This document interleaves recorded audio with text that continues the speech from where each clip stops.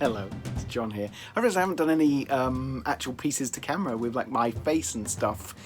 Hello, nice to see you. I wanted to do a quick video about spot UV and our next stretch goal.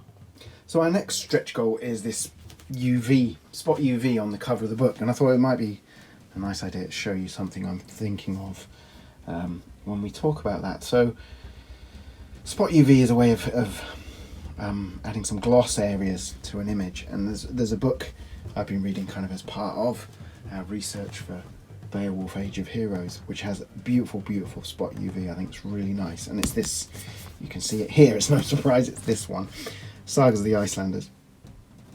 Now I'm trying very carefully to make this work on camera to give you a really good look, so you can kind of see, yeah, there we go, we've got this photograph there, ship head there, and then when the light catches it you can see there is this varnished design that catches the light, and I really want to do something very similar to this. I think that is an absolutely beautiful job, and I love the way you can't really see it in most lighting conditions, but then when it catches the light it's this really beautiful pattern.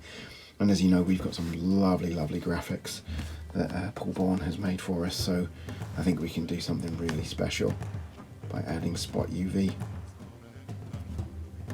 Lovely stuff.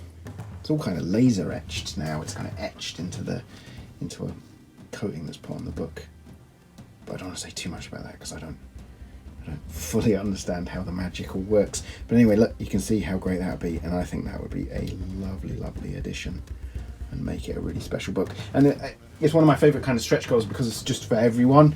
Do you know what I mean? It's not a thing that gets added in that if you've got more cash you can get it. It's like everyone's book gets better because we're all throwing in to the same pot. So that's kind of nice too, isn't it? We'll try and do as much of that as we can. But yeah, look how good that looks. It's a good book too. What else have I got in my pile while I'm here? That's a great book. It's a collection of articles and pieces from here and there. Really good. I haven't spent as much time with this one as I would like to. I bought this at Bamborough Castle last year, and I really need to get stuck into this one. I've dipped in here and there. It's got a nice map. What I'll do is I'll come back, I'll do another video about various pieces of reference that we've used. This pile's getting too tall for the camera. Elves in Anglo-Saxon England. That's a really interesting book. It's one of those ones, it's sort of at the fringes of historical study, perhaps, arguably. I don't want to insult anyone when I say that. I think it's absolutely brilliant. But it's got some really interesting ideas about elves and what the Anglo-Saxons conceived of as elves. What else have I just got in my little pile quickly?